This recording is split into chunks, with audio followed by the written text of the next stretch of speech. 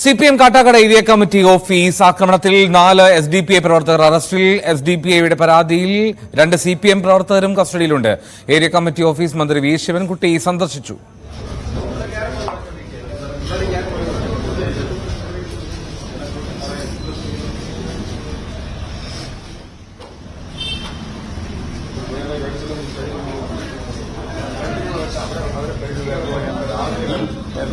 കേസിന്റെ അന്വേഷണ പരിധിയിലാണുള്ളത്.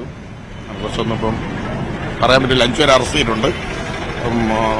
നടപടികൾ ചെയ്തതിനു ശേഷം പറയാം. SDPI ബന്ധമുള്ളവരാണോ അറസ്റ്റുള്ളത്? പരിശോധിച്ചിട്ട് പറയാം. എടുത്തുകൊണ്ടിരിക്കുക, അന്വേഷണം നടന്നുകൊണ്ടിരിക്കുകയാണ്. 5 പേരും 2 പേരെ അറസ്റ്റ് ചെയ്തിട്ടുണ്ട്. അതെ.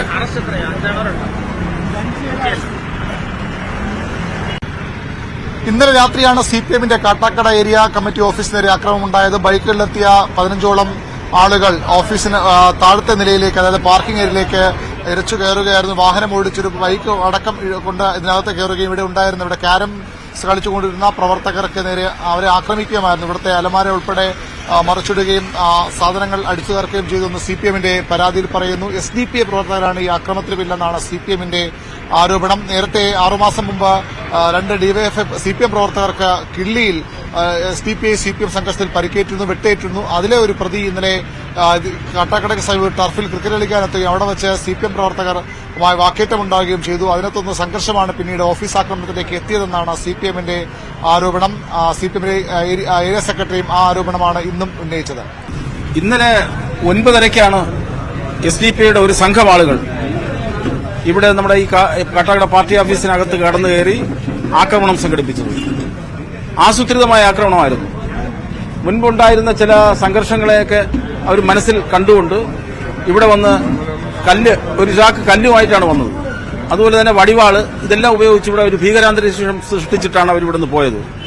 എന്നാൽ പോലീസ് അതേപടി ആരോപണം ഏറ്റെടുക്കുന്നില്ല. പോലീസ് പറയുന്നത് 5 പേർ അറസ്റ്റിലുണ്ട്. SDPI പ്രവർത്തകരാണെന്ന ചോദ്യത്തിന് കൃത്യമായ മറുപടി പറയാൻ കാട്ടാക്കട DYSP തയ്യാറായിട്ടില്ല. പറയാൻ പറ്റില്ല. 5 പേരെ അറസ്റ്റ് ചെയ്തിട്ടുണ്ട്.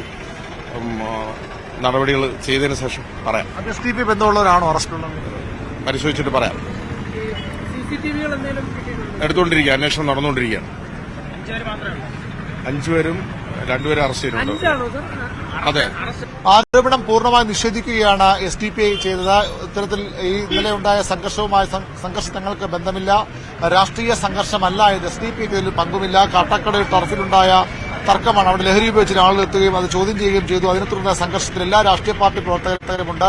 അതും CPMുമായി ബന്ധമില്ല, അല്ലെങ്കിൽ അക്രമവുമായി ബന്ധമില്ല. CPMന്റെ ഓഫീസ് തങ്ങൾ ആക്രമിച്ചിട്ടില്ലെന്നും SDPI വാർത്താക്കുറിപ്പിൽ പറയുന്നു. മന്ത്രി വി ശിവൻകുട്ടി അടക്കമുള്ളവർ ഇന്നിവിടെ സന്ദർശിച്ചു. MLAമാരായ IB സതീശൻ, G സ്റ്റീഫനും ഓഫീസിലെത്തി. SDPIയാണ് ആക്രമിച്ചിട്ടുള്ള ആരോപണത്തിൽ CPM ഉറച്ചു നിൽക്കുകയാണ്.